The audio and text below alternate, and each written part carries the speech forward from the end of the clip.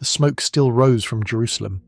Even here, 600 miles to the east, exiles who closed their eyes at night could still see the flames consuming Solomon's temple, could still hear the crash of cedar beams giving way, could still smell the acrid mix of burning gold overlay and ancient wood that had stood for nearly 4 centuries.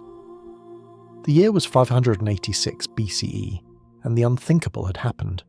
The city of David had fallen, the throne of Judah sat empty, and the temple where God himself had dwelt among his people was now nothing but scorched rubble on a desecrated hill. Among the communities of Jewish exiles scattered along the canals of Babylon, the news arrived like a death in the family that everyone had feared but no one truly believed would come. For those who had been deported 11 years earlier in the second great wave of captivity, the destruction confirmed their worst fears. For others, the newer arrivals staggering into the settlements with haunted eyes and stories too terrible to repeat, it was simply the end of everything they had known. By the waters of Babylon they sat down and wept. In a modest dwelling near the Kebar River, a man in his early 40s received the news with a grief too deep for tears. His name was Ezekiel, son of Buzi, and he was a priest who had never served in the temple he had spent his youth preparing to enter. He had been 30 years old when the Babylonian soldiers came for the second deportation in 597 BCE, that precise age when Levitical priests traditionally began their sacred duties. Instead of ascending the Temple Mount to offer sacrifices, he had descended into captivity, walking the long road to Babylon alongside King Jehoiakim and 10,000 of Judah's finest citizens. The temple he had trained to serve in was now ash. The altar he had dreamed of approaching was now rubble. The God whose presence filled the Holy of Holies had departed, and Ezekiel had witnessed that departure in a vision that still haunted his nights. The Kebar River was not truly a river at all. The Babylonians called it the Naru Kabari, a great canal that branched from the Euphrates near the city of Nippur, some 50 miles southeast of Babylon proper. Its waters were sluggish and brown, nothing like the clear streams of Judah, nothing like the sacred waters that flowed from beneath the temple threshold in the visions of restoration that sometimes pierced the prophet's darker dreams. Along its banks, the Jewish exile community had established a settlement called Tel Abib, a name that meant Mound of the Flood in Babylonian, but would echo through millennia until a modern city in a restored Israel would bear its name. Here, in houses of mud brick beneath the endless Mesopotamian sky, the remnant of Judah struggled to remember who they were. The crisis facing these exiles was not merely political or geographical. It struck at the very foundations of everything they believed about God, about themselves, about the nature of reality itself. In the ancient Near East, the fall of a nation's capital city and the destruction of its central temple meant something catastrophic. It meant your God had been defeated. When Babylon conquered a nation, its theology was simple and brutal. Marduk, the great god of Babylon, had proven stronger than whatever deity the conquered people worshipped. The victorious army would carry off the cult statues of defeated gods, installing them in Marduk's temple as trophies of divine as well as military conquest. But Israel had no statue to carry away. Their god, YHWH, the great I Am, could not be captured in wood or stone, and yet his temple lay in ruins, his people scattered across a foreign empire, his land parcelled out to strangers. Had you been defeated after all? Had the Babylonian gods proven stronger than the God of Abraham, Isaac and Jacob? Or worse still, had you himself abandoned his people, withdrawing his presence because their sins had finally exhausted even infinite patience? These were the questions that Ezekiel faced every day, spoken aloud by some, whispered by others, written on the faces of those too broken to voice their doubts. The exiles had lost the 3 pillars upon which their entire identity rested. The temple was gone, that singular place where heaven and earth intersected, where the presence of God dwelt among mortals, where sins could be atoned and communion with the Almighty maintained. The land was gone, that promised inheritance flowing with milk and honey, given by oath to their ancestors, the very soil into which their identity had been planted for generations. The monarchy was gone, that Davidic throne which God had promised would endure forever, now occupied by a puppet ruler while the legitimate king languished in Babylonian custody. Who were they, If not the people of the temple, the land and the king? What remained when everything that defined them had been stripped away? Ezekiel knew the temptation to despair better than most. He had experienced things in his prophetic calling that no human being should have to endure. 5 years into the exile, when he was 30 years old, the heavens had opened above the Kabar Canal in a vision of such terrible glory that language itself seemed inadequate to describe it. He had seen a great windstorm approaching from the north, a massive cloud flickering with lightning surrounded by brilliant light and glowing metal at its centre. Within the storm, 4 living creatures moved with a coordination that defied comprehension, their forms a fusion of human, lion, ox and eagle, their movements accompanied by wheels within wheels whose rims were covered with eyes. Above them stretched an expanse of crystal, and above that expanse a throne of sapphire, and upon that throne a figure like a man surrounded by radiance that Ezekiel could only describe as the appearance of the likeness of the glory of the Lord. He had fallen face down in terror, and then God had spoken. The years since that first vision had been an unrelenting trial. God had commanded Ezekiel to perform symbolic acts that made him appear mad to his neighbours. He had been ordered to lie on his left side for 390 days, then on his right side for 40 more, bearing the sin of Israel and Judah in his own body. He had been commanded to eat food cooked over human dung to symbolise the unclean bread Israel would eat among the nations, though God had mercifully allowed him to use cow dung instead when the priest's soul recoiled at the desecration. He had shaved his head and beard with a sword, burning a third of the hair, striking a third with the sword and scattering a third to the wind, each portion representing the fate of Jerusalem's inhabitants. Most devastating of all had been the night his wife died. She was the delight of his eyes, the scripture says, the centre of whatever warmth and normalcy remained in his strange, burdened existence. And God had told him she would die, warning him before sunset that by morning the woman he loved would be gone. But this was not all.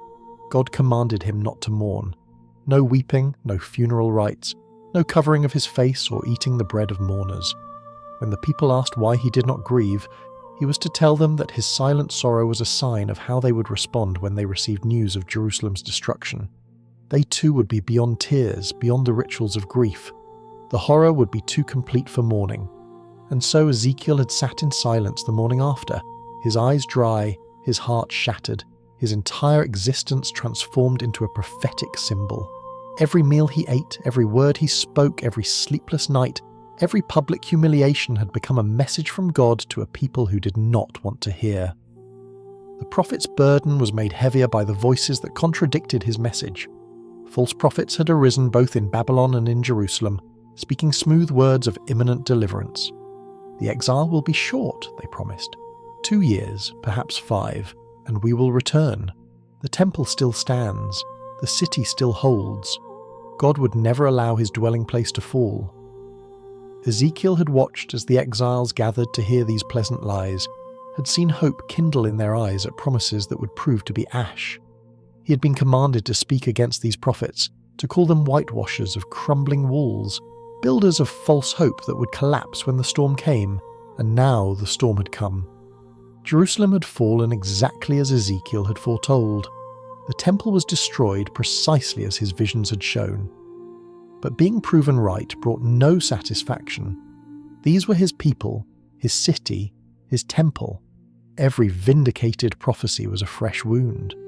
The fall of Jerusalem did not make Ezekiel a triumphant prophet, but a grieving one, a man who had pleaded with God for mercy even as he pronounced judgment, who had wept in private for the very catastrophe he was compelled to announce in public. Now, in the aftermath of destruction, the prophet's role began to shift. The years of warning were over, the judgment had fallen. What remained was the more delicate work of speaking hope to those who had none, of reaching into graves of despair and calling forth something that might yet live. But how do you speak hope to the hopeless? How do you promise restoration to those who have watched everything they loved reduced to rubble? Ezekiel moved through his days in the settlement, teaching those who would listen, maintaining the rhythms of Sabbath observance that had become even more precious in exile, reminding the people that their identity was not ultimately rooted in temple or land or king, but in the God who had established all three and who alone had the power to restore them. He had spoken God's words of judgment. Perhaps now he would speak God's words of consolation. But what words could possibly be adequate? The exiles around him had stopped hoping. You could see it in the slump of their shoulders, hear it in the flatness of their voices, feel it in the heaviness that hung over the settlement like the thick Mesopotamian air. "Our bones are dried up," they said to one another, and Ezekiel heard the phrase repeated until it became a kind of communal confession of despair. "Our hope is perished. We are cut off completely." Not partially cut off, not temporarily separated, but utterly and finally severed from everything that once gave life meaning.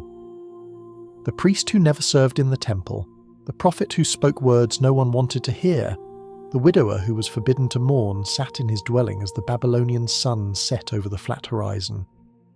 He did not know what vision might come next, what strange command might arrive with the dawn, what further burden God might place upon shoulders already bent with sorrow. He knew only that the hand of the Lord had been upon him before and would be upon him again, and that when that hand moved he would go wherever it carried him, see whatever it revealed, speak whatever words burned in his mouth like fire.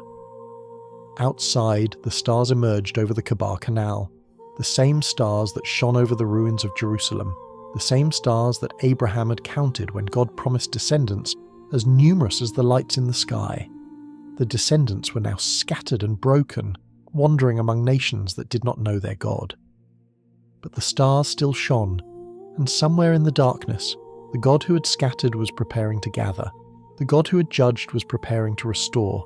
The God who had allowed death was preparing to demonstrate that no grave was deep enough to thwart his purposes. Ezekiel did not know it yet, but he was about to be carried to a valley that would redefine everything he understood about death and life, about despair and hope, about the breath of God and the bones of the dead. The weary prophet would soon stand in a place where hope itself seemed to have died and been buried, and there he would hear a question that would echo through millennia. Can these bones live? The answer would shake the foundations of the possible. The day began like any other in the exile settlement. The sun rose over the flat Mesopotamian plain, casting long shadows across the mud brick houses clustered along the Kabar Canal. Women drew water from the sluggish brown current.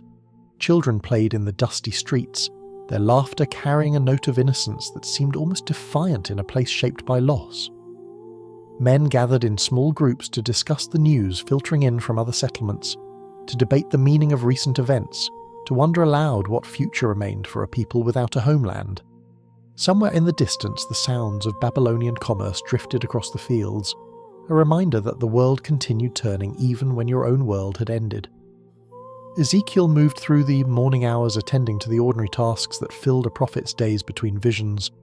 There were people who sought his counsel, families struggling to maintain faith in a foreign land, young men and women who had been children when they arrived in Babylon and now wondered if they would grow old and die without ever seeing Jerusalem. The priest who had become a prophet listened to their questions, offered what wisdom he could, and carried their sorrows as his own. This was the quiet work of ministry, the unglamorous labour of presence and patience that filled the spaces between dramatic encounters with the divine. Nothing in the texture of that particular day suggested what was coming. No storm gathered on the horizon. No unusual stillness fell over the settlement. The hand of God moves when it chooses, rarely announcing itself in advance, often arriving in moments of apparent ordinariness to shatter the boundary between heaven and earth. Ezekiel may have been sitting in his dwelling, or walking along the canal, or standing among the elders who often gathered at his door. The scripture does not say. What it does say, with the matter-of-fact brevity that characterizes biblical accounts of the supernatural, is simply this: "The hand of the Lord was upon me." 7 times in the book that bears his name, Ezekiel uses this precise phrase to describe the onset of prophetic experience. It was not a gentle touch, not a whisper of inspiration, not a gradual dawning of insight. The hand of the Lord was a weight, a pressure, an overwhelming force that seized the prophet and bent him entirely to divine purpose. Those who have never experienced such a thing can only imagine it through metaphor and approximation. Those who have, like Ezekiel, find that human language strains and buckles under the attempt to describe it. The hand of the Lord was upon me, and in that moment everything else ceased to matter. What followed was not a vision seen from a distance, observed as one might observe a play performed on a stage. Ezekiel was taken. The Hebrew verbs are vivid and physical. He was lifted up, he was brought, he was carried. This was not imagination, not meditation, not the ordinary workings of a prophet's mind contemplating divine truths. This was transport, relocation, the bodily sensation of being seized by a power beyond resistance and moved through space by a will not his own. The Spirit lifted him. In Hebrew, the word is ruach, and no single English term captures its layered meaning. Ruach is wind, the moving air that bends trees and raises waves. Ruach is breath, the invisible force that enters the lungs and sustains life. Ruach is spirit, the presence of God that hovered over the waters at creation, that filled the tabernacle with glory, that empowered judges and kings and prophets throughout Israel's history. When Ezekiel speaks of being lifted by the Ruach, all three meanings resonate simultaneously. He was carried by breath and wind and spirit, by the very life force of God reaching down to transport a mortal man into realms beyond ordinary experience. The sensation defies description, but Ezekiel's account suggests certain qualities. There was movement without effort, travel without walking, a journey undertaken entirely in the grip of another's power. There was weightlessness, perhaps, the strange liberation of being held aloft by invisible hands. There was the overwhelming awareness of divine presence, the same presence that had appeared in fire and cloud to Moses, in still small voice to Elijah, in thundering glory above the Kibar Canal to Ezekiel himself years before. The prophet was not unconscious. He perceived, he felt, he remained himself even as he was carried beyond himself. But his will had been subsumed into a greater will, his direction determined by a purpose he did not yet understand. Other prophets had known similar experiences. Centuries earlier, the servants of King Ahab had worried that the Spirit of the Lord might carry Elijah away to some unknown mountain or valley, dropping him in a place where searchers would never find him. Centuries later, Philip the Evangelist would baptize an Ethiopian official on a desert road, and then find himself suddenly transported to the city of Azotus, miles away, with no memory of walking the distance between. The Spirit of God is not bound by the constraints that limit human movement. When God chooses to relocate his servants, distance becomes irrelevant, geography becomes malleable, the normal rules of space and time bend to accommodate divine intention. Ezekiel felt himself carried through something like space, though whether physical or spiritual or some fusion of both, he could not have said. The exile settlement receded, or perhaps simply ceased to exist in his awareness. The familiar landscape of Babylonian plains gave way to something else, somewhere else, a destination chosen not by the prophet but by the God who held him, and then he was set down. The descent was gentle, if descent is even the right word. One moment he was being carried, the next moment he was standing, his feet on solid ground, the pressure of the divine hand releasing him into a new environment. Ezekiel opened his eyes, or perhaps his eyes had been open all along, and he saw where the Spirit had brought him. A valley stretched before him, vast and silent, extending to horizons that seemed impossibly distant. The Hebrew word is bika, a broad plain or valley floor, the kind of flat expanse found between mountain ranges or carved by ancient rivers. This was not a narrow gorge or a gentle dell, but a wide, open space that seemed to swallow perspective itself. A man could walk for hours across such a valley, and feel he had made no progress at all, the distant edges retreating as quickly as he advanced. But it was not the size of the valley that seized Ezekiel's attention. It was what covered its floor. Bones. The valley was full of bones. They lay scattered across the ground in every direction, covering the earth like a terrible harvest. Skulls and femurs, rib cages and vertebrae, the skeletal remains of what must have been a vast multitude, now reduced to their most basic components and strewn across the silent plain. There was no pattern to their arrangement, no order to their distribution. They lay where they had fallen, or where wind and time had shifted them, a chaos of death extending as far as the prophet's eyes could see. The stillness was absolute. No wind stirred the dust that had settled over the bones. No bird circled overhead. No insect hummed in the heavy air. The valley existed in a silence so complete that Ezekiel could hear his own heartbeat, could hear the blood moving through his veins, could hear the breath entering and leaving his lungs with a rhythm that suddenly seemed fragile and precious.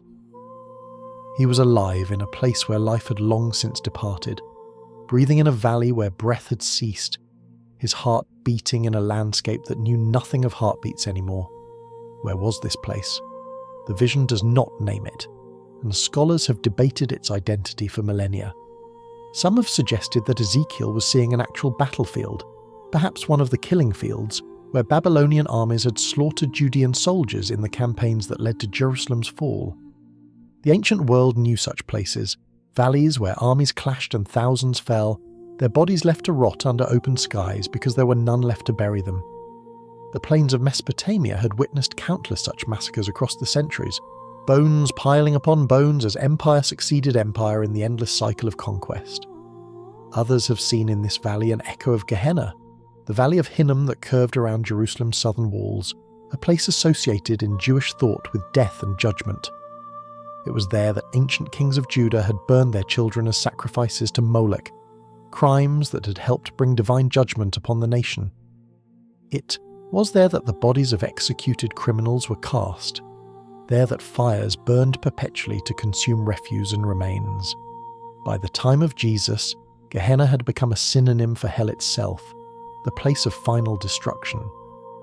Perhaps Ezekiel stood in a spiritual landscape that evoked all the death valleys of history and theology simultaneously. Still others have noted that the Hebrew word bikar is the same term used in Genesis to describe the plain of Shinar, where humanity gathered to build the Tower of Babel, that monument to pride that God scattered into confusion.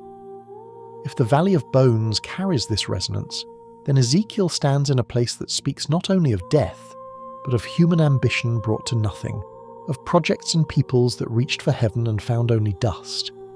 But perhaps the ambiguity is itself the point. The valley is every valley where hope has died. It is every place where dreams have crumbled into fragments, where communities have dissolved into isolated remains, where the living have become the dead and the dead have been forgotten. It is exile itself, rendered in visual form. It is what Israel had become, scattered and dismembered, their bones bleaching under foreign suns, their connection to one another and to their God seemingly severed beyond repair. Ezekiel stood at the edge of this valley of death, and the silence pressed against him like a physical weight. He did not know why he had been brought here. He did not know what God intended to show him, or what words he would be commanded to speak. He knew only that the hand of the Lord had carried him to this place, and that the same God who had brought him would reveal, in his own time and his own way, what meaning lay hidden in this landscape of despair. The prophet took a breath, that simple act suddenly laden with significance in a place where breath had ceased. His lungs filled with air that seemed thick with dust and memory, with the residue of lives that had ended long ago. He was alive, but he stood among the dead. He was breathing, but he was surrounded by those who would never breathe again, or so it seemed. The ruach that had carried him to this place was not finished. The breath that filled his lungs was connected to a breath far greater, a wind that blew from the throne of God itself. The spirit that had transported him across impossible distances was the same spirit that had hovered over the primordial waters, calling light from darkness and life from void. Ezekiel did not yet understand what was about to happen, could not yet imagine the words he would be asked to speak or the power those words would unleash. He stood in the valley, waiting. And then God spoke. The voice came not from any particular direction, but from everywhere at once, filling the valley the way light fills a room when curtains are thrown open. It was the same voice that had commissioned Ezekiel by the Kibar Canal, the same voice that had commanded him to eat, the scroll and speak to rebellious Israel, the same voice that had whispered the death of his wife and forbidden him to mourn. After years of prophetic service, Ezekiel knew this voice as intimately as he knew his own heartbeat. But familiarity did not breed comfort. The voice of God carried weight that pressed against the soul, authority that demanded response, holiness that made even a seasoned prophet acutely aware of his own smallness. Son of Man, God said. The title itself was significant. 93 times throughout the book of Ezekiel, God addresses his prophet with these words, Ben Adam, son of man, son of humanity. It was not a title of honor, but of humility, a constant reminder that the one receiving these overwhelming visions was merely human, merely mortal, merely dust animated by borrowed breath. In a valley filled with the remains of the dead, this form of address took on additional resonance. Ezekiel was a son of Adam, made from the same earth that these bones had once walked upon, destined for the same return to dust that these skeletons had already completed. The difference between the prophet and the bones was merely timing, merely the thin thread of breath that separated the living from the dead. God did not immediately explain why he had brought Ezekiel to this place. Instead, he issued a command that would force the prophet to confront the full horror of what lay before him. Prophesy over these bones. But before Ezekiel could speak, before he could open his mouth to deliver whatever message God intended, there was preparation required. The prophet needed to understand exactly what he was dealing with. He needed to move through this valley, to see its extent, to feel its weight, to let the reality of death sink into his awareness until he could no longer look away or minimize what he witnessed. And so God led him. The Hebrew text says that God caused Ezekiel to pass among the bones, round and round, a circuit through the valley that was both physical journey and spiritual confrontation. This was not a quick glance from the valley's edge, not a distant survey that allowed emotional detachment. Ezekiel walked among the dead. His feet stepped over femurs and around skulls. His robes brushed against rib cages that crumbled at the slightest touch. The bones were not gathered in one place, but scattered across the entire expanse, and God led his prophet through all of it, ensuring that he missed nothing, that he saw everything, that the full scope of death impressed itself upon his consciousness. As Ezekiel walked, he began to notice details that deepened the horror. These bones were not fresh. They were not the remains of recent battle, not casualties whose flesh had only recently departed. The scripture uses a phrase of devastating simplicity. The bones were very dry. In Hebrew, the emphasis is unmistakable. Yebeshoth meod, dry exceedingly, dry beyond ordinary dryness, dry in a way that spoke of time beyond measuring. In the ancient Near East, people understood the stages of bodily decay with an intimacy that modern societies, with their sanitized funeral practices and sealed caskets, have largely lost. When a person died, the flesh began to decompose within days. Over weeks and months, the soft tissue would disappear, consumed by the processes of nature, until only bones remained. But even bones retained moisture for years, a residual dampness that testified to their relative freshness. For bones to become truly dry, completely desiccated, stripped of every trace of the life that once animated them, required not years but decades, perhaps generations. These were ancient bones. These were the remains of people who had died so long ago that no one remembered their names. No one tended their graves. No one told stories of who they had been or what they had loved. The dryness spoke of abandonment. In Israelite culture, the treatment of the dead carried profound significance. Proper burial was not merely a social convention but a sacred obligation. To leave bodies unburied was a curse, a sign of utter defeat and disgrace. The worst threat a prophet could pronounce against a wicked king was that his body would not be buried, that dogs would lick his blood, that birds would feast on his flesh. To die and remain unburied was to be erased from memory, cut off from the community of ancestors, abandoned to the indifferent processes of decay. These bones had been abandoned. No one had gathered them for burial. No one had placed them in tombs or caves or family sepulchres. They lay where they had fallen, exposed to sun and wind and rain, bleaching under open skies until every trace of identity had been stripped away. A skull that once housed a person's thoughts, a pelvis that once supported a person's stride, a hand that once held a child or lifted bread or gestured in conversation, all reduced to anonymous fragments scattered across a silent valley. These were not merely dead, they were forgotten. They were beyond death, beyond memory, beyond hope. Ezekiel walked, and the bones shifted beneath his feet with sounds that would haunt his dreams. The dry click and rattle of skeletal remains the whisper of dust disturbed by his passage, the occasional crack of ancient bone giving way under his weight. There was no way to move through that valley without disturbing the dead, no path that avoided contact with what remained of lives that had ended long ago. The prophet was surrounded, engulfed, immersed in death to a degree that no living person should have to experience.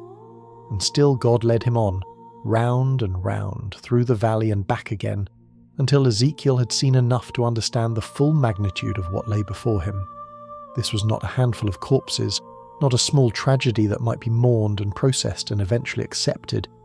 This was extinction. This was annihilation. This was death on a scale that mocked the very concept of resurrection or renewal. Whatever had happened in this valley, whatever catastrophe had left these bones scattered across the plain, it had been thorough beyond imagination. The emotional weight pressed down on the prophet with each step.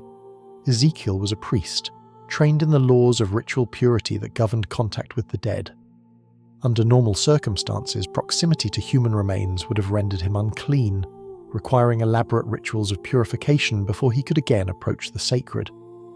But there was no avoiding contamination here. The entire valley was a graveyard, every step a violation of priestly protocol, every breath an inhalation of death's residue.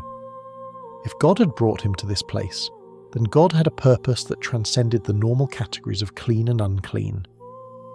But the priest in Ezekiel must have felt the wrongness of it, the violation of everything he had been taught about maintaining separation between the living and the dead. Beyond ritual concerns lay deeper anguish. These bones represented people. Each skull had housed hopes and fears, loves and hatreds, prayers and doubts. Each skeleton had once been a child who learned to walk, a youth who dreamed of the future, an adult who worked and worried and wondered about the meaning of existence. They had names once, these bones. They had families. They had looked up at the same stars that shone over the Kabar Canal and asked the same questions that exiles asked in Babylon. Now they were nothing but calcium and memory, and even the memory had faded into the general silence of the valley. Were these the bones of Israel? The vision would later reveal that this was precisely what God intended the bones to represent. But in the moment of walking among them, Ezekiel did not yet know the interpretation. He knew only what his eyes saw and his heart felt. Death beyond reversal, loss beyond recovery, silence beyond breaking. If these bones were indeed his people, then his people were beyond saving. No army could reassemble them. No king could rule them. No priest could offer sacrifices on their behalf. They were finished, completed, done. It was at this moment when Ezekiel had fully absorbed the horror of what surrounded him, when despair had reached its maximum weight, when any reasonable assessment would have concluded that nothing could be done, that God asked his question. Son of man, can these bones live? The question hung in the air of that silent valley like a challenge, like an invitation, like a test. It was not a request for information. God, who knows the end from the beginning, who sees all things and understands all mysteries, did not need Ezekiel to assess the situation and report his findings. The question was pedagogical, designed not to inform God but to transform Ezekiel. It forced the prophet to articulate what he saw, to put into words the impossibility that confronted him, to stand at the intersection of divine power and human limitation and choose how he would respond. Can these bones live? The honest answer, the reasonable answer, the answer that any observer would have given was no, of course not. Bones do not live. Death does not reverse. The processes of decay move in one direction only, from life to death, from organization to dissolution, from breath to dust. Whatever these bones had been, they would never be again. The dead do not rise. The story is over. But Ezekiel did not give the reasonable answer. He did not say no, though everything he saw screamed that conclusion.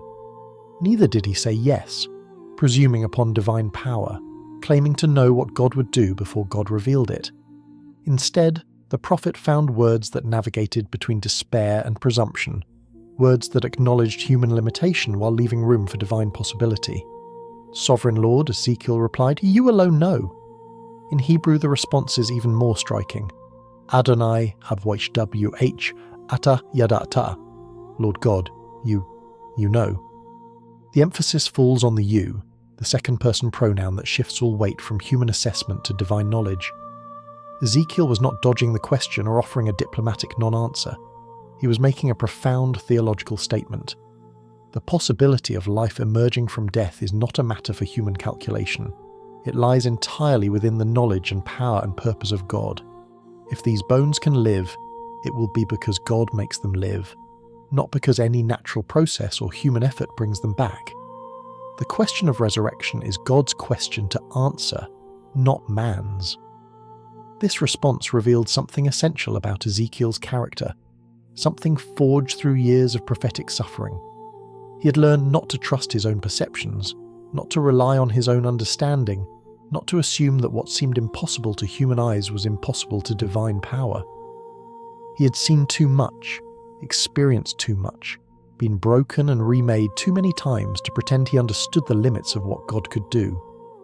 The God who had shown him wheels within wheels, living creatures with 4 faces, a throne above the expanse, glory departing and returning, this God operated beyond the boundaries of human expectation. If such a God asked whether dry bones could live, then perhaps the answer was not as obvious as it seemed. Sovereign Lord, you alone know. The words echoed through the valley, the first human speech to break that ancient silence in longer than memory could reach. They were words of surrender, words of trust, words that created space for God to act without being constrained by human doubt or human presumption. Ezekiel had done his part. He had walked through death. He had faced the full horror of the valley. He had answered honestly, humbly, faithfully. Now it was God's turn to speak. And what God commanded next would send the prophet's voice ringing across that field of bones, with words that would echo not only through the valley, but through millennia of human history, carrying hope into every grave, every exile, every place where death seemed to have spoken the final word. The command came with the weight of divine authority behind it, each word precise and purposeful. Prophesy over these bones, God said, and say to them, dry bones, hear the word of the Lord. Prophecy. The Hebrew word is naba, and it means far more than mere prediction of future events. To prophesy is to speak forth, to declare, to release words that carry divine power into human situations. A prophet is not primarily a fortune teller, but a forth teller, one who speaks God's word into contexts where that word is desperately needed. Ezekiel had prophesied before, warnings of judgment, pronouncements of doom, symbolic declarations that accompanied his strange enacted parables. But he had never prophesied to bones. He had never been asked to address the dead as though they could hear, to speak to remains that had no ears, to command attention from that which had long since ceased to pay attention to anything. Yet this is precisely what God required. Speak to the bones, address them directly, call them to attention as though they were a congregation gathered to hear a sermon, an army assembled to receive orders, a nation waiting for royal proclamation. The absurdity of the command was part of its power. What prophet speaks to bones? What sane person addresses the dead? But Ezekiel had learned through years of obedience that God's commands often appeared foolish by human standards. He had learned that the power lay not in the apparent reasonableness of the action, but in the faithfulness of the obedience and the authority of the one who commanded. God continued, giving Ezekiel the exact words he was to speak over that silent congregation of the dead. This is what the sovereign Lord says to these bones. I will make breath enter you, and you will come to life. I will attach tendons to you and make flesh come upon you and cover you with skin. I will put breath in you, and you will come to life. Then you will know that I am the Lord. The message was not complicated. It was not shrouded in metaphor or buried in symbolic language that would require careful interpretation. God was announcing through his prophet exactly what he intended to do. Breath would enter these bones. Life would return to these remains. The processes of decay would reverse themselves, tendons reattaching, flesh reforming, skin covering what had been exposed for so long to sun and wind and time. And the purpose of this unprecedented act would be recognition, that these restored bones, once again alive, would know that Wed was God, that the Lord of Israel had power over death itself. Ezekiel stood in the valley, surrounded by silence, holding in his mouth words that seemed impossible. Before him lay the evidence of absolute death, bones so dry that they crumbled at a touch, remained so ancient that no memory preserved who they had been.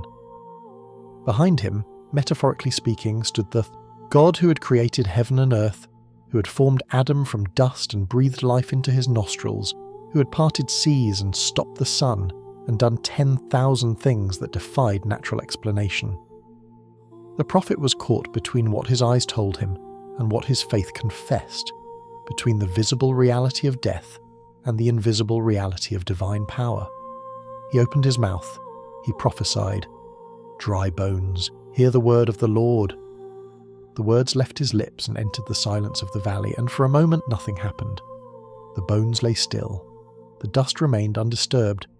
The silence that had reigned for so long continued its ancient dominion. Perhaps there was a heartbeat of doubt, a fraction of a second when Ezekiel wondered if he'd been foolish to speak, to remains that could not hear, to address death as though it might respond. And then the sound began. It started low, almost beneath the threshold of hearing, a vibration that Ezekiel felt in his chest before his ears registered it as noise. The Hebrew word is ra'ash, and it means far more than the English translation rattling suggests. Ra'ash is the word for earthquake, for thunder, for the kind of cosmic disturbance that shakes foundations and terrifies nations. When God descended on Mount Sinai, the mountain experienced Ra'ash. When God's chariot throne appeared to Ezekiel by the Kebar Canal, the living creature's wings made a sound of Riash. This was not the gentle clicking of bones in a breeze. This was seismic. This was thunder rising from the earth itself. This was the sound of death being disturbed by a power it could not resist. The rattling grew louder, and Ezekiel watched as the impossible began to unfold before his eyes. Across the valley floor, bones began to move. Not randomly, not chaotically, but with purpose, with direction, with what could only be called intention. A femur rolled across the dust toward a pelvis. A skull shifted and settled atop a spine. Finger bones gathered themselves into hands. Toe bones assembled themselves into feet. The movement was everywhere at once, thousands upon thousands of skeletal fragments finding their proper places, connecting with joints they had not touched in decades or centuries, rebuilding structures that death had long since dismantled. The sound was overwhelming.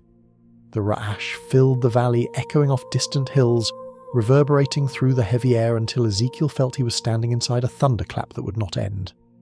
Bones struck against bones with sounds like stones being thrown against stones, the grinding of joints finding their sockets, the clicking of vertebrae stacking upon vertebrae, the clatter of rib cages reassembling around spaces that had once held hearts. The valley had become a symphony of resurrection, a cacophony of death reversing itself. Ezekiel could only stand and watch, his prophetic words still echoing in his mind, his eyes struggling to process what they witnessed. He had spoken to bones, and the bones had heard. He had declared the word of the Lord, and the word had carried power beyond anything human speech could accomplish on its own. This was not metaphor. This was not vision in the sense of symbolic dream. This was happening, bone connecting to bone across an entire valley, the anatomy of countless bodies reconstructing itself at the command of God spoken through human lips. The theological implications were staggering. In Hebrew thought, words possessed a reality and power that modern Western minds often fail to appreciate. The Hebrew term dabar means both word and thing or event. To speak a word was not merely to make sounds, but to release reality into the world. When God spoke in Genesis, creation happened. Let there be light, and there was light. The word and the event were inseparable, two aspects of a single creative act.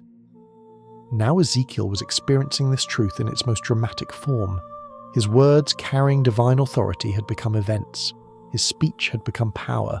The declaration had become the deed. But God was not finished. The bones had assembled, but there was more to come. As Ezekiel watched, he saw tendons begin to appear upon the skeletons. The Hebrew word is giddim, the sinews and ligaments that connect bone to bone and allow for movement. They emerged like vines growing in accelerated time, wrapping around joints, binding femur to pelvis, attaching arm to shoulder, connecting the hundreds of bones in each body into functional units. Where moments before there had been loose collections of skeletal parts, now there were structures, frameworks, the architectural foundations upon which human bodies are built. Then came the flesh. Muscle tissue formed over the tendons, layering itself in the complex patterns that enable human movement. The intricate arrangement of fibers that allow a hand to grip, a leg to walk, a face to express emotion, all of it materialized as Ezekiel watched, covering the bones and tendons with the substance of physical life. The bodies filling the valley were no longer skeletons but forms, shapes recognizable as human, figures that might have been sleeping were it not for their terrible stillness. Finally, skin covered the flesh. The largest organ of the human body spread itself over muscle and bone, sealing what had been exposed, completing the external appearance of humanity. The bodies that had been scattered bones moments before now looked complete. They had faces, though the eyes remained closed. They had hands, though the fingers did not move. They had chests that might have risen and fallen with breath, but did not. For this was the terrible pause in the miracle. This was the moment when resurrection stopped short of completion. Ezekiel looked out over a valley no longer filled with bones, but with bodies. Countless forms lay across the plain, perfectly assembled, anatomically complete, restored to every appearance of wholeness. But they did not move. They did not breathe. They did not live. The silence that had been broken by the great rash of bones rattling together had returned, settling over the valley like a shroud. Where there had been the chaos of death scattered, there was now the order of death assembled, but it was still death. The prophet stood among the bodies, and the horror of this intermediate state may have struck him as forcefully as the horror of the dry bones themselves. These forms had everything necessary for life except life itself. They had structure without spirit, form without force, bodies without breath. They were like exquisitely crafted vessels with nothing inside them, like houses fully built but never inhabited, like instruments perfectly tuned but never played. The materials of life were present, life itself was absent. This pause in the vision was not accidental. God was teaching Ezekiel something crucial, something that the prophet would need to understand if he was to grasp the full meaning of what he witnessed. Physical restoration alone is not enough. The reassembly of what has been scattered, the rebuilding of what has been destroyed, the reformation of structures that have collapsed, all of this can happen and still leave death in place. A nation can be regathered and remain spiritually dead. A temple can be rebuilt and remain empty of divine presence. A people can return to their land and remain exiles in their souls. The vision deliberately echoed the creation account in Genesis, but with a significant modification. When God formed Adam from the dust of the ground, he shaped a body first, complete, anatomically perfect, but not yet alive. Only then did God breathe into Adam's nostrils the breath of life, and Adam became a living being. The sequence mattered: body first, then breath; form first, then life; structure first, then spirit. Ezekiel was witnessing the same sequence, but paused between its two movements. He was seeing what humanity looks like before the breath of God enters, complete in form, dead in reality. The application to Israel was implicit but powerful. The exiles in Babylon dreamed of restoration. They longed for return to the land, for rebuilding of the temple, for re-establishment of the monarchy. These were good desires, legitimate hopes, proper objects of prayer and anticipation. But physical restoration without spiritual renewal would leave them as dead as these bodies in the valley. They could return to Jerusalem and remain in exile. They could rebuild the temple and remain far from God. They could crown a king and remain without the true king's presence. What they needed was not merely reassembly but resurrection, not merely return but revival, not merely the reconstruction of the national institutions but the breath of God filling them with genuine life. Ezekiel stood among the silent bodies waiting. The first prophecy had accomplished its work. Bones had become bodies, chaos had become order, the scattered had been gathered. But the work was not complete. The bodies needed what only God could give. They needed breath. They needed ruach. They needed the same spirit that had carried Ezekiel to this valley, the same wind that had hovered over creation's waters, the same breath that had animated the first human being. The prophet waited. The bodies waited. The whole valley waited in that terrible stillness between death and life, between form and spirit, between what human words could accomplish and what only divine breath could complete. And then God spoke again.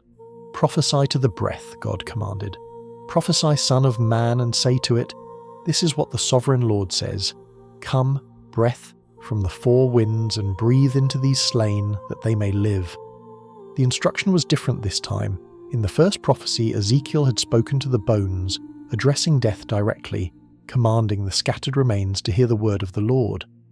Now he was told to speak to something far more elusive, far more mysterious, far more intimately connected to the divine nature itself. He was to prophesy to the breath. The Hebrew word that appears in this command is the same word that is woven through the entire vision, like a golden thread. Ruach! But now all three dimensions of its meaning converge in a single moment of prophetic utterance. Ezekiel is calling to the wind, summoning it from the four corners of the earth. He's calling to breath, the animating force that distinguishes the living from the dead. And he is calling to the Spirit of God, the divine presence that alone has power to create life from nothing and restore life to what has been lost. Wind, breath, spirit. The prophet's voice reaches out to all three simultaneously, because in the Hebrew understanding of reality, they cannot be separated. The four winds carried profound significance in ancient thought. To call breath from the four winds was to summon it from everywhere, from north and south and east and west, from every direction under heaven. This was not a localized event, not a small-scale resuscitation affecting a few bodies in one corner of the valley. This was cosmic. This was universal. The breath that would enter these slain would come from the totality of creation, drawn from every quarter of the world by the prophetic word and the divine will behind it. Nothing would be left out. No direction would fail to contribute. The fullness of life-giving power would converge on this valley of death. The phrase, "these slain," added another layer of meaning. The Hebrew word is haragim, those who have been killed, victims of violence rather than natural death. These bones were not merely dead, they were slain. They represented lives cut short by sword and spear, by the brutality of conquest and the savagery of war. The Babylonian armies that had swept through Judah had left countless such victims in their wake. Soldiers fallen in battle, civilians massacred and captured, cities, refugees cut down as they fled. The bones in the valley spoke of violent death, of lives ended before their time, of hopes extinguished by human cruelty. And it was precisely these slain, these victims, these violently destroyed ones whom God intended to restore. Ezekiel opened his mouth and prophesied as he had been commanded. "Come, breath, from the four winds, and breathe into these slain, that they may live." The words went out from the prophet's lips and scattered to the four corners of the earth, carrying their summons to wherever breath resided, wherever wind gathered, wherever the Spirit of God moved across the face of creation. The command was comprehensive, admitting no exception, allowing no corner of the cosmos to withhold its contribution. Come, breath. Come from everywhere. Come and fill what has been empty. Come and animate what has been still. Come and complete what the first prophecy began. And the breath came. It began as a stirring at the edges of awareness, a movement in the air that had been so terrifyingly still since Ezekiel first arrived in the valley. Perhaps he felt it on his face first, a gentle pressure against his skin, a coolness that spoke of motion where there had been stagnation. The four winds were responding. From the distant horizons, from the north and the south and the east and the west, breath was gathering, converging, flowing toward the valley like streams joining to form a river. The movement intensified. What had been a stirring became a breeze, and what had been a breeze became a wind, and what had been a wind became something that defied ordinary description. The Ruach swept into the valley from every direction at once, a convergence of invisible power that swirled around and among and through the assembled bodies. Ezekiel might have struggled to stand against it, might have felt his robes whipping around him, might have heard the rush and roar of air in motion filling the space that silence had occupied for so long. And then the breath entered the bodies. It was not a gradual process, not a slow inflation of the lungs that had been empty. The scripture describes it with words that suggest immediacy and totality. The breath came into them, and they lived. One moment the bodies lay still, perfect in form but absent of animation, vessels waiting to be filled. The next moment, breath was inside them, and everything changed. The first movement might have been a chest rising, a single inhalation that broke the stillness of one body among the thousands. Then another chest rose, and another, until the entire valley was filled with the rhythm of breathing, the collective respiration of a multitude restored to life. Lungs that had been empty for decades or centuries filled with air. Hearts that had not beaten since the day of violent death began to pump blood through vessels that had been dry and hollow. The machinery of physical life, so long dormant, resumed its operations as though it had never stopped. But this was not mere biological function.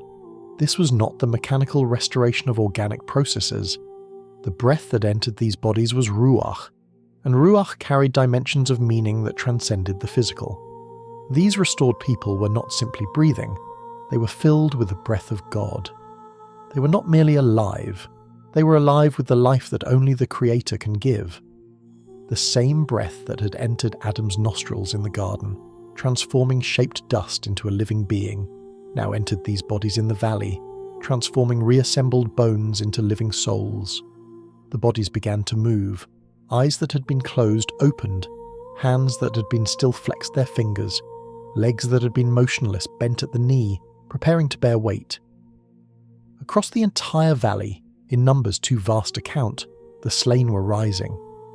Not staggering, not stumbling, not moving with the uncertain motions of those recovering from illness or injury. They rose with strength, with purpose, with the vigour of those who have been fully and completely restored. Ezekiel watched as the people stood. First one, then 10, then 100, then thousands upon thousands, rising to their feet in a wave of resurrection that spread across the valley floor. The prophet who had walked among bones, who had witnessed the terrible dryness of death, who had seen bodies assembled but lifeless, now stood in the midst of a standing multitude. The silence that had pressed against him when he first arrived was replaced by the sounds of life, breathing, movement, perhaps even voices beginning to speak, the murmur of a vast crowd awakening from the longest sleep. The scripture describes what Ezekiel saw with a phrase of stunning power. They stood on their feet, a vast army. The Hebrew is Chayil Gadol Meod Meod, an army great, exceedingly, exceedingly. The doubling of the intensifier Meod was rare in Hebrew, reserved for emphasis beyond ordinary expression.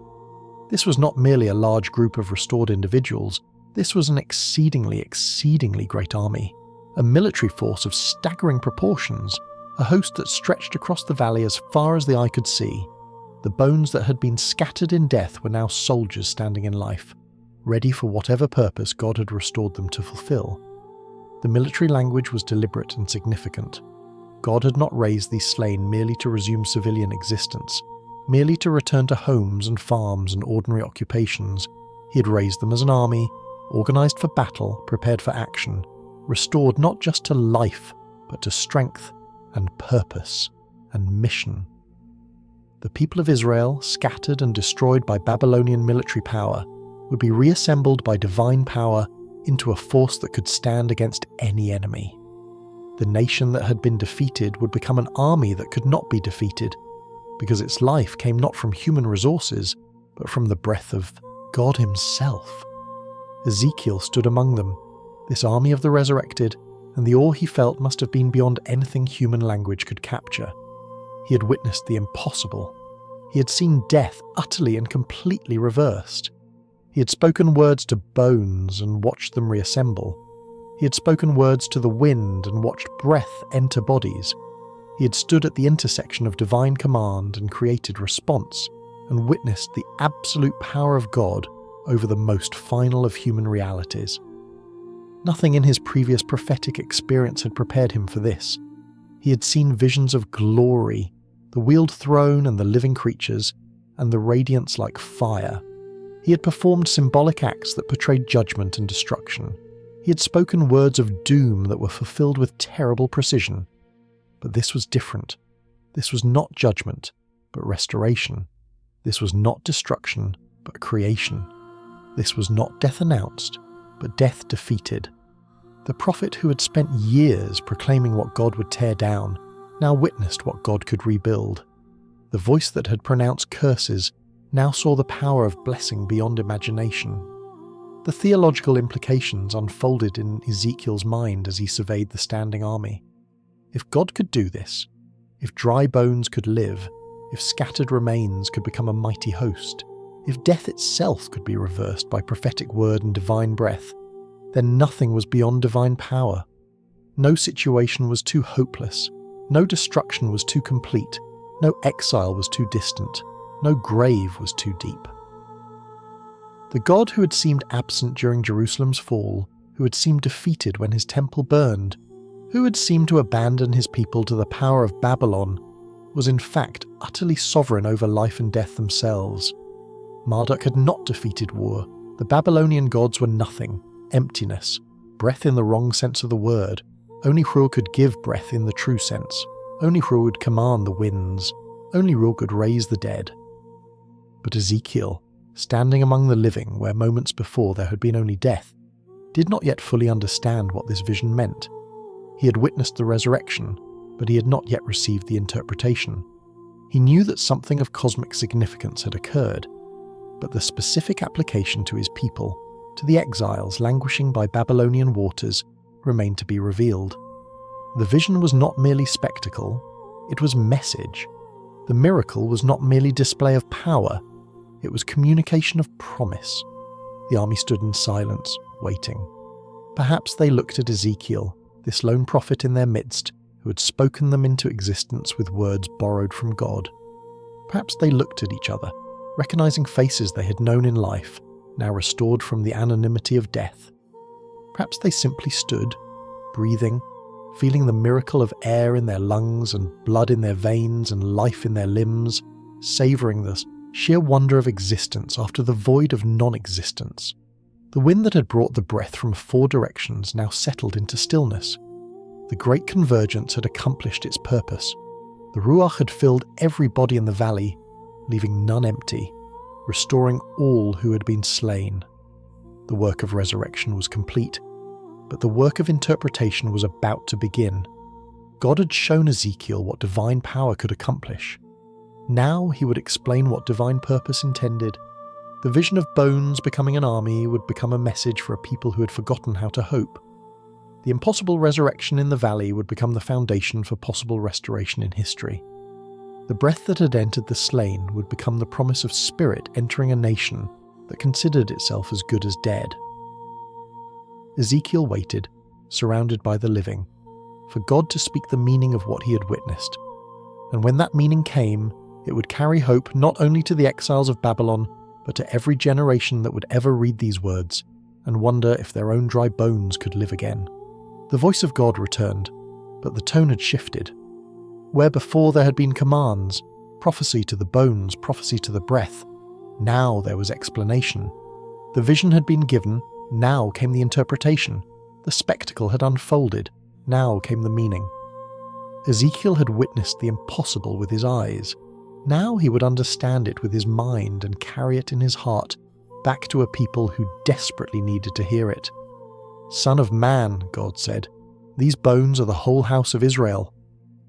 With those words, the vision snapped into focus. The scattered bones were not anonymous dead, not random victims of forgotten wars, not strangers whose identities had been lost to time. They were Israel. They were the covenant people, the descendants of Abraham, the nation chosen from among all nations to bear God's name and reveal his character to the world. The bones that had been so dry, so scattered, so utterly beyond hope of restoration. These were the people Ezekiel had been sent to serve, the exiles among whom he lived, the broken remnant of what had once been a kingdom. The identification was comprehensive, the whole house of Israel. Not merely the southern kingdom of Judah, not merely the tribes that had been carried to Babylon, but the entirety of God's covenant people. This included the northern tribes scattered by Assyria more than a century earlier, the 10 tribes that many assumed had been lost forever, absorbed into foreign populations and erased from history. It included the Judeans now languishing in Babylonian exile. It included those who had fled to Egypt, those who remained in the devastated land, those dispersed to every corner of the ancient world. All of them, collectively, were represented by the bones in the valley. All of them, collectively, would be addressed by the promise God was about to speak. But before the promise came, the diagnosis. God did not offer hope without first acknowledging the depth of despair that made hope necessary. He quoted the words that the exiles themselves were speaking, the lament that had become their collective confession of hopelessness. They say, "Our bones are dried up and our hope is gone. We are cut off." These were not words God was putting in their mouths. These were words he was taking from their mouths, phrases that circulated through the exile community like a virus of despair. Ezekiel had heard them. He had watched the hope drain from his people's eyes as year followed year in Babylon with no deliverance, no restoration, no sign that their God remembered them or cared about their fate. The destruction of Jerusalem and the temple had been the final blow, the confirmation that everything they feared was true. They were finished, they were dried up, they were cut off. The Hebrew phrase is striking in its finality. Nigzanu lanu, we are cut off, completely severed, utterly separated. The verb agaza means to cut, to divide, to sever entirely. It was used for cutting covenant animals in half, for dividing what had been whole into irreconcilable pieces. When the exiles said they were cut off, they meant it absolutely. Cut off from the land, cut off from the temple, cut off from their identity, cut off from their future, cut off from their God. The severance was total. The division was complete. The connection that had defined them as a people had been sliced through and could not, they believed, ever be restored. This was the spiritual state of Israel that the dry bones represented. Not merely political defeat, not merely geographical displacement, but existential despair. They had concluded that their story was over, that the covenant had been permanently broken, that whatever future might exist for other nations, no future existed for them. They were the living dead, breathing and eating and going through the motions of existence, while believing in their hearts that they were already in the grave. God had heard their lament, he had listened to their despair, and now he responded, not with rebuke for their lack of faith, but with promise that addressed their hopelessness directly, systematically, completely. Therefore prophesy and say to them, "This is what the sovereign Lord says. My people, I am going to open your graves and bring you up from them. I will bring you back to the land of Israel." The imagery shifted from valley to graveyard, from scattered bones to buried bodies. If Israel considered themselves as good as dead, then God would treat their condition as death, and then reverse it. He would do for them what no human power could do, open graves. The exile was their grave, Babylon was their tomb, and God himself would break open the earth that held them and bring them up into light and life again. The promise of return to the land addressed the geographical dimension of their despair. They had been cut off from the inheritance God had given their ancestors, driven from the soil that was supposed to be theirs forever. But graves do not have permanent occupants when God is the one opening them. The land of Israel, currently occupied by foreigners, currently beyond the reach of the exiles' hope, would receive them back. They would stand on that soil again. They would walk those hills again. They would see Jerusalem again, even if now it lay in ruins. But geographical return was not the fullness of what God promised. Physical restoration, as the vision had shown, was incomplete without spiritual renewal. Bodies without breath were still dead, and a nation returned to its land without the Spirit of God would be merely a political entity, not a covenant people. So God continued, promising something far more profound than change of location. "I will put my Spirit in you, and you will live." Here was the heart of the promise, the element that transformed restoration into resurrection. God would not merely relocate his people, he would revive them. He would not merely reassemble the nation, he would reanimate it. The ruach that had entered the bodies in the valley, wind and breath and spirit all at once, would enter Israel. They would live, truly live, with the life that only comes from God's presence dwelling within. This promise pointed beyond the immediate return from Babylon to something the prophets glimpsed but did not fully understand. Jeremiah had spoken of a new covenant, one written on hearts rather than tablets of stone. Joel would speak of a day when God's Spirit would be poured out on all flesh. The promise to Ezekiel stood in this stream of prophetic expectation. A day was coming when God's people would not merely follow God's laws externally, but would be transformed internally, filled with divine presence, animated by divine life. The breath in the valley was a preview, a demonstration, a visible enactment of what God intended to accomplish in the spiritual realm. God continued to unfold the layers of his promise. I will settle you in your own land, then you will know that I, the Lord, have spoken, and I have done it, declares the Lord. Settlement, not mere return. Stability, not mere survival. The people would not be refugees forever, would not wander as permanent strangers in lands that were not their own. They would be settled, established, rooted again in the inheritance God had given them. The chaos of exile would give way to the order of home. The scattering would be reversed by gathering.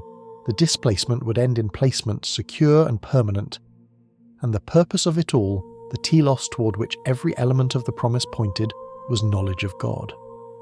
Then you will know that I am the Lord. This recognition formula appeared throughout Ezekiel's prophecy, the refrain that explained why God acted as he did. Divine judgment came so that Israel would know the Lord. Divine restoration would come for the same reason. Everything God did, whether in wrath or in mercy, aimed at this single outcome, that his people would know him, truly know him, not merely know about him, but know him in the intimate covenantal sense that the Hebrew word yada implied. The exiles had questioned whether YHWH was real, whether he was powerful, whether he cared, whether he could be trusted. Their doubts were understandable given what they had experienced. But when God opened their graves, when he brought them up from exile, when he returned them to their land and put his Spirit within them, all doubt would be answered. They would know the Lord had spoken and the Lord had done it. Word and deed would align perfectly. Promise and fulfillment would match exactly. And Israel would know that their God was faithful even when circumstances screamed otherwise. Ezekiel absorbed the interpretation, feeling its weight settle into his prophetic consciousness. The vision had not been abstract theology or distant eschatology. It had been a message for his contemporaries, for the people who sat by the Kibar Canal and wept for what they had lost, for the exiles who had given up hope and concluded that their story was finished.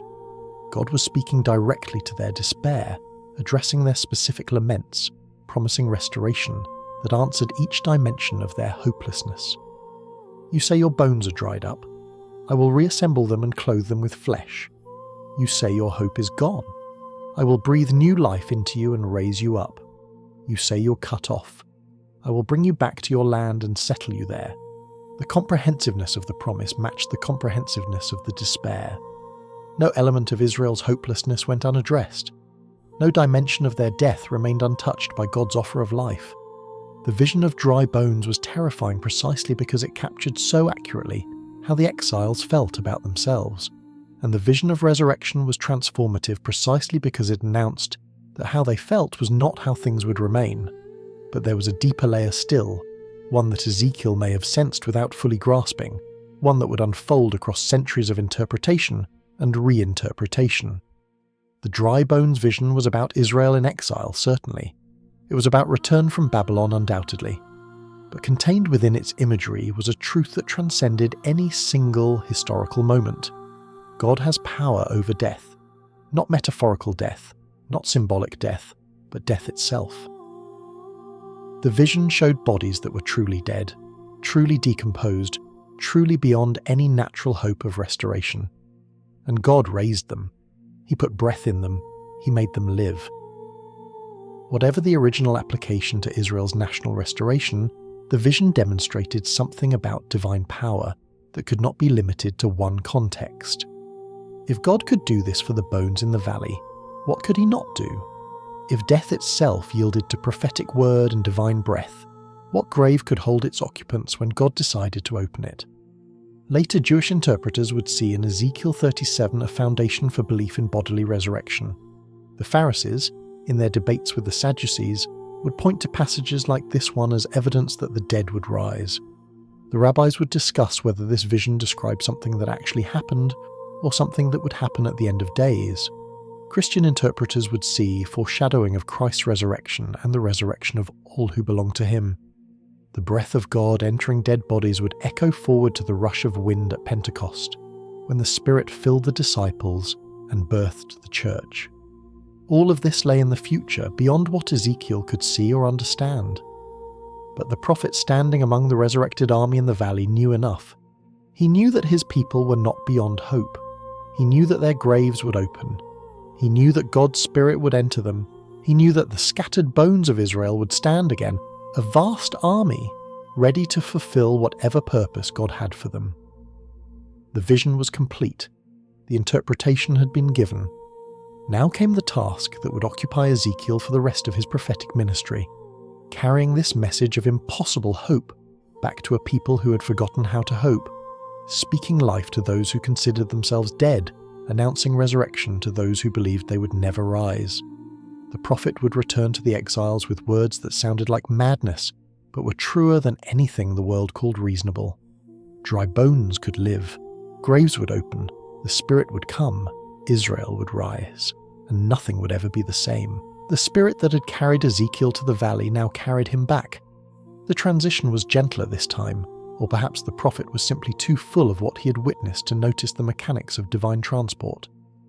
One moment he stood among the resurrected army, surrounded by the breathing, living evidence of God's power over death.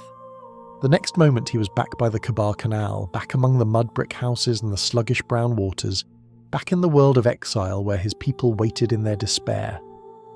But Ezekiel was not the same man who had left.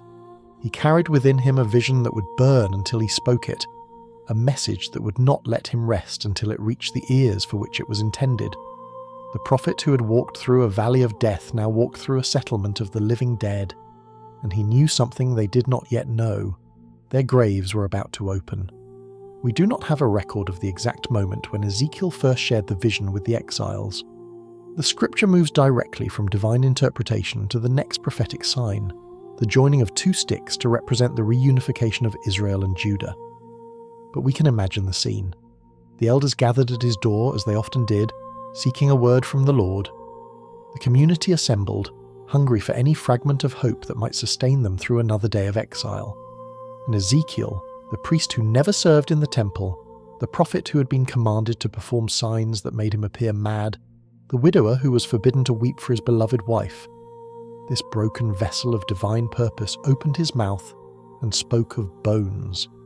He told them of the valley. He described the dryness, the scattering, the absolute completeness of death that had covered the plain as far as his eyes could see. He let them feel what he had felt, the horror, the weight, the silence that pressed against the soul. He did not soften the vision or rush past its terrible beginning. They needed to see themselves in those bones before they could believe themselves capable of rising. Then he told them of the question, can these bones live? He let the impossibility hang in the air, let them answer in their own hearts the way he had been forced to answer. He told them of his response, that humble confession of human limitation and divine possibility. Sovereign Lord, you alone know. Perhaps some of them nodded, recognizing in his words the only honest answer a person could give when confronted with the impossible. And then he told them of the resurrection, the rattling of bones finding bones, the sinews and flesh and skin covering what had been bare, the breath from the four winds entering the bodies, the vast army standing where death had reigned. He spoke with the authority of an eyewitness, with the passion of one who had seen the impossible become actual, with the urgency of a messenger whose news could not wait. Finally he told them the meaning. These bones are you. These scattered, dried, forgotten remains are the whole house of Israel. Your lament, our bones are dried up, our hope is gone, we are cut off, God has heard it, and God has answered. He will open your graves, he will bring you up from the tomb of exile, he will put his spirit within you, he will bring you home. The message would have been staggering. After years of prophetic warnings about judgment, after the fall of Jerusalem confirmed everything the true prophets had foretold, after hope had been systematically dismantled by the relentless logic of events, here was a word that defied all reasonable expectation. Not judgment, but restoration. Not death, but resurrection. Not ending, but beginning. The same God who had torn down was promising to rebuild. The same God who had scattered was promising to gather. The same God who had allowed death was promising to reverse it. Some believed, they always do, the remnant who cling to divine promise against all evidence, who trust the word of God more than the testimony of circumstances. These would have received Ezekiel's message as water in a desert, as light in darkness, as breath in lungs that had forgotten how to hope. For them, the vision of dry bones became an anchor for the soul, a fixed point of faith around which they could organize their shattered lives. Others doubted, they always do as well, the voices of what the world calls realism, who point to present conditions as proof of permanent limitation. The temple still lay in ruins. The exile showed no signs of ending. Babylon still ruled with absolute power. What were words against such facts? What was vision against such reality? For these, the dry bones remained dry, metaphor at best, fantasy at worst. A prophet's dream disconnected from the hard ground of actual existence. But time would begin to vindicate the vision. Not immediately. God's promises rarely unfold according to human timelines, but eventually, unmistakably, historically. In 539 BCE, less than 50 years after the destruction of Jerusalem, the unthinkable happened. Babylon fell. The empire that had seemed eternal, the power that had crushed nations and scattered peoples, collapsed in a single night before the armies of Persia. Cyrus the Great, whom the prophet Isaiah had called God's anointed shepherd, swept into Babylon without a battle and assumed control of the largest empire the world had ever known. And in his very first year as ruler of Babylon, Cyrus issued a decree that sent shockwaves through every Jewish community in his domain. The exiles could go home, the temple could be rebuilt, the graves were opening. The return began in 538 BCE, led by Sheshbazzar and later by Zerubbabel and Joshua the high priest. Waves of exiles made the long journey back to Judah, back to the land of their ancestors, back to the soil that God had promised would receive them again. They found Jerusalem in ruins, the Temple Mount overgrown, the land occupied by peoples who had moved in during their absence. The restoration was harder than anyone had imagined, marked by opposition, discouragement, and the constant temptation to give up. The prophets Haggai and Zechariah would arise to encourage the rebuilders, to remind them that the same God who had opened their graves would complete the work he had begun.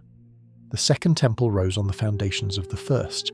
It was smaller, less glorious, lacking the Ark of the Covenant and some of the original sacred vessels.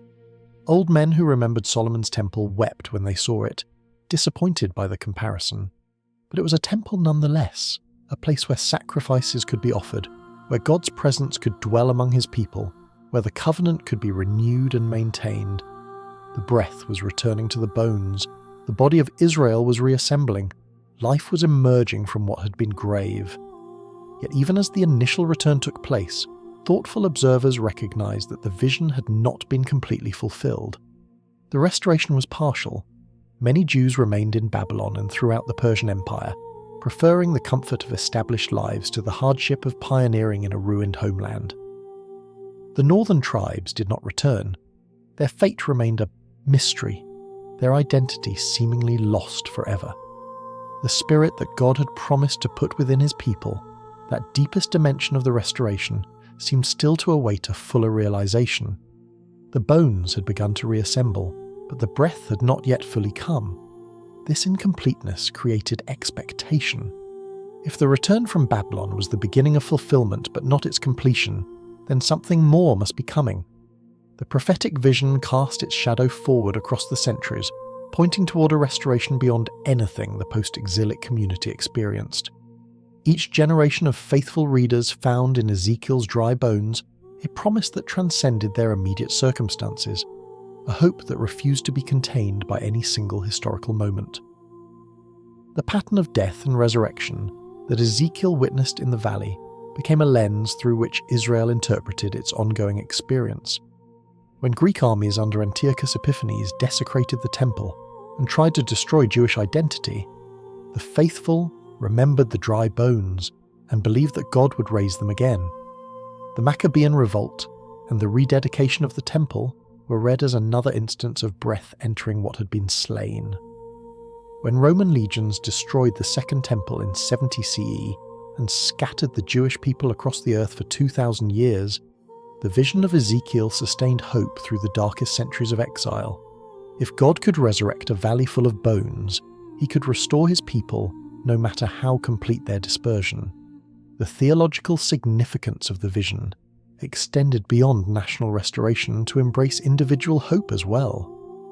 By the time of Jesus, belief in bodily resurrection had become a defining issue in Jewish thought. The Pharisees affirmed it, the Sadducees denied it. When challenged, the Pharisees pointed to texts like Ezekiel 37, finding in the valley of dry bones scriptural foundation for their conviction that the dead would rise. The breath that entered the slain was not merely metaphor for national revival, but prototype of the resurrection that awaited all the righteous at the end of days. Christian interpretation saw in the vision an even fuller meaning. The breath from the four winds anticipated the rushing wind of Pentecost, when the Spirit descended on the gathered disciples and filled them with power to proclaim the gospel to the ends of the earth. The resurrection of the slain anticipated the resurrection of Christ, the first fruits of those who had fallen asleep, the guarantee that all who belonged to him would rise as he had risen. The valley of dry bones became a text for Easter, a promise that death itself had been defeated, that graves would not hold their occupants, that the last enemy would be destroyed and all tears wiped away. For Jewish communities across the centuries, Ezekiel's vision remained central to faith and liturgy. The passage is read in synagogues during Passover, connecting the ancient exodus from Egypt with the promised exodus from every subsequent exile. It is chanted on certain Sabbaths, its words echoing through congregations that have known their own valleys of death, their own scatterings, their own seemingly endless exiles. During the darkest hours of the Holocaust, when death camps turned millions into ash and bone, some rabbis and teachers reminded their people of Ezekiel's vision. Even here, even in this valley more terrible than anything the prophet could have imagined, God's promise held. The bones would live, the graves would open, the Spirit would come. The establishment of the State of Israel in 1948 struck many Jewish observers as fulfillment of ancient prophecy, including Ezekiel's vision of national resurrection. After 2,000 years of exile, after the horrors of the Shoah, the scattered bones of Israel were reassembling on their ancient land. Not all accepted this interpretation, and debates continue about the theological significance of the modern state. But for countless believers, the restoration of Israel demonstrated that God keeps his promises across millennia, that no exile is permanent, that the breath of life can enter even the driest bones. And so the vision extends beyond its original context, beyond the exiles in Babylon, beyond the return under Cyrus, beyond the centuries of interpretation and reinterpretation. It reaches into the present moment, into every situation where death seems to have spoken the final word, into every valley where bones lie scattered and hope has long since departed. The message of Ezekiel's vision is simple, and it is inexhaustible. God revives what we believe is beyond repair. The situations we have given up on, the relationships we have written off, the dreams we have buried, the parts of ourselves we consider dead, none of these are beyond the reach of divine breath. The dryness of the bones in the valley was extreme, emphasized twice over in the Hebrew, beyond any natural hope of restoration, and yet they lived, they stood, they became an army. Dry places are not abandoned places. The very dryness that speaks of hopelessness also speaks of divine opportunity. Where human resources have been exhausted, divine resources can begin their work. Where natural possibilities have ended, supernatural possibilities emerge. The Valley of Dry Bones was the most hopeless location imaginable, and that is precisely where God chose to demonstrate his power over death. He did not perform this miracle in a garden, where life was already abundant. He performed it in a graveyard, where life had been absent longer than memory could reach. Breath still enters where people have lost hope. The ruach that swept into the valley from the four winds has not ceased to blow. The Spirit of God still moves across the face of human chaos, still speaks light into darkness, still breathes life into death. The promise God made through Ezekiel was not for one generation only. It was a revelation of divine character, a disclosure of what God does and who God is. He is the God who raises the dead. He is the God who opens graves. He is the God who puts his spirit within his people and makes them live. The question God asked in the valley still echoes through human history, posed to every generation, to every community, to every individual who stands in their own place of death and wonders if anything can change. Can these bones live? The question is not rhetorical. It demands an answer. It forces the one who hears it to choose between despair and faith, between the verdict of circumstances and the promise of God. Ezekiel's answer remains the only honest response available to those who know both the depth of death and the power of the Almighty. Sovereign Lord, you alone know. We cannot raise ourselves. We cannot breathe life into our own lungs. We cannot command our dry bones to reassemble by the force of our own will. But you can. You alone know what you intend to do. You alone have the power to do it, and we will trust you, even in the valley, even surrounded by death, even when every reasonable assessment says that hope is foolish and faith is fantasy. The story of the dry bones ends not with an argument, but with an image. Bodies that were dead now standing alive. Breath that was absent now filling lungs. Silence that was absolute now broken by the sounds of life. An army, vast beyond counting, ready for whatever purpose God has called them to fulfill. This is the promise that Ezekiel carried back to the exiles. This is the hope that sustained Israel through centuries of wandering. This is the truth that meets every generation in their own valley of despair. The bones can live, the graves will open, the breath will come, and those who wait on the Lord, who trust his word even when sight offers no confirmation, who dare to believe that death is not the final answer, these will stand again, rising on feet made strong by divine power, filled with breath drawn from the four winds of heaven, alive with life that no enemy can take and no grave can hold. In the silence of your own valley, the question still comes, can these bones live? And the answer, whispered by the God who breathes life into the dead, remains unchanged across all the centuries since a lonely prophet first heard it by a Babylonian canal. Yes, rise again.